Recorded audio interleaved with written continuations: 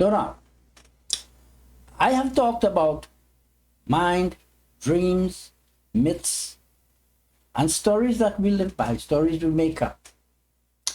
Today, I want to talk about ambition. Not ambition like you say, hey, I'm going to go and learn science and technology, learn how to build a kite, whatever it is. No, I'm talking about ambition in the self, for the sake of the self. How do you see the life and what do you think living might be or feel like?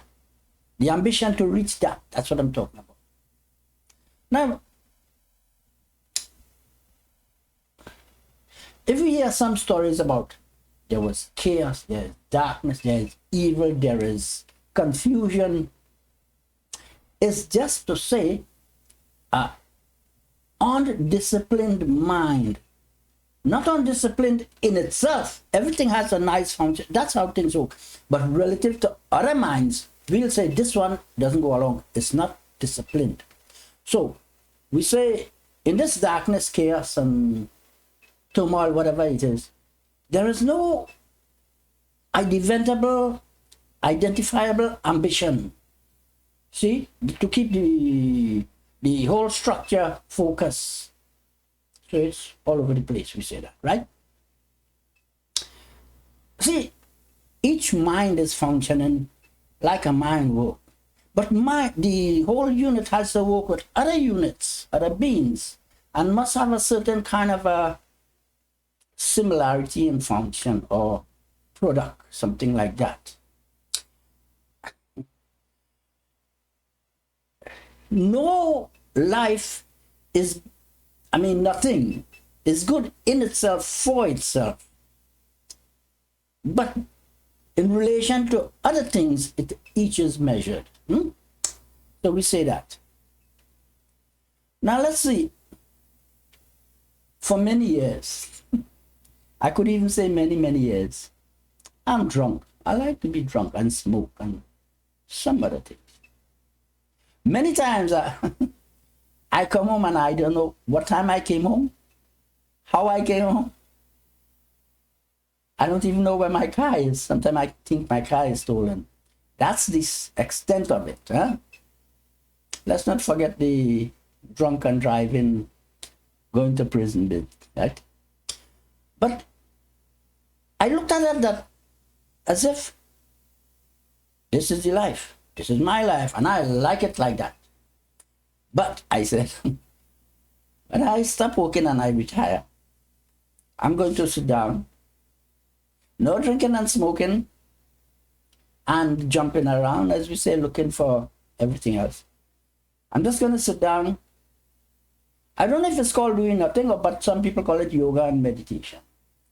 I don't know what that is, but when I get there, I'll figure it out. So I'm thinking, today my time has come.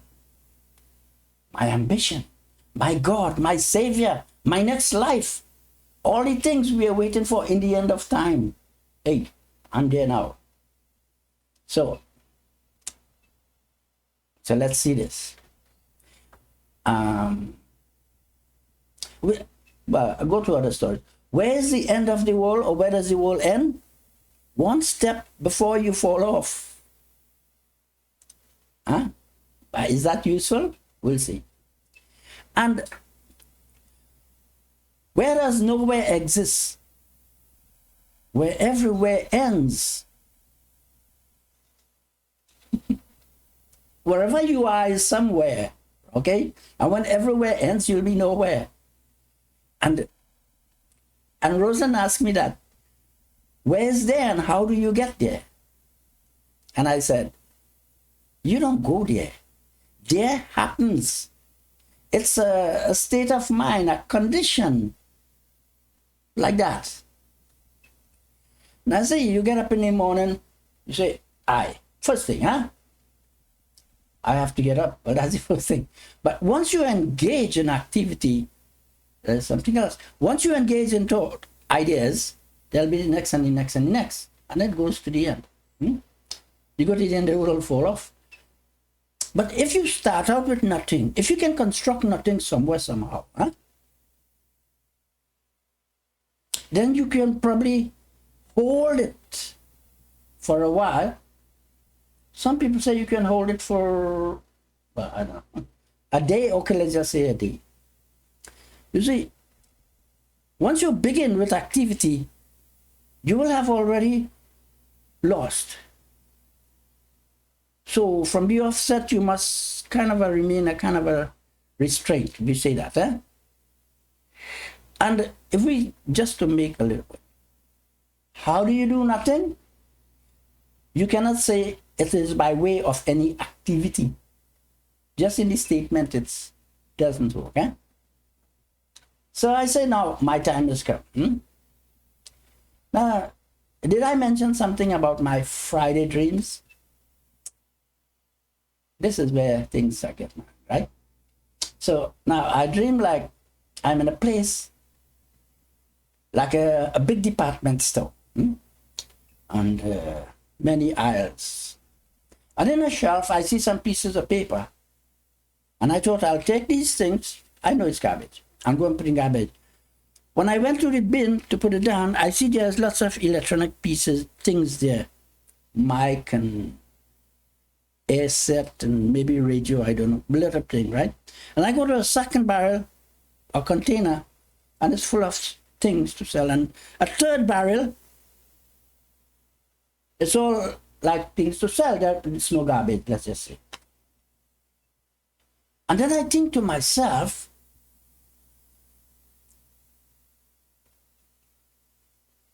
that this life is like, our body is just like growing tentacles that goes nowhere and does nothing. But the nature of life itself is just to grow tentacles in all directions. And I got on my right foot toe, my left leg crossing my left foot, and my left foot toe is tapping on the ground, and I'm humming a tune in my head. I don't know, I don't remember what tune, but I'm going down to tune. And I'm like sliding along this, well, say a store, sliding along the store and tapping my toe. Then I'm going all through the store. And I see some people sitting there, and I don't pay any attention. I don't even look like I noticed them. Then I'm coming up to a stop close to some people I know, and I said, I am the very best of the Guyanese Babu. I wake up with that. And I said to myself, why that song?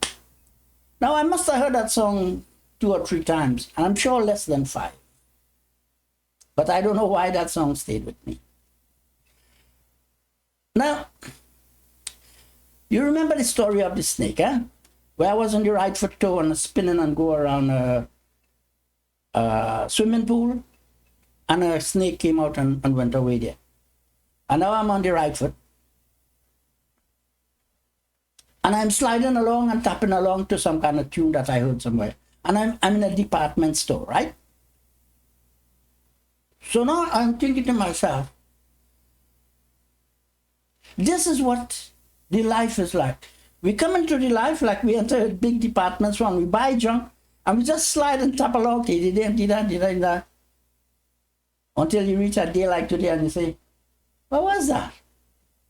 All those, I'm not sure I had any ideas or ambition. I just kind of went along with what came.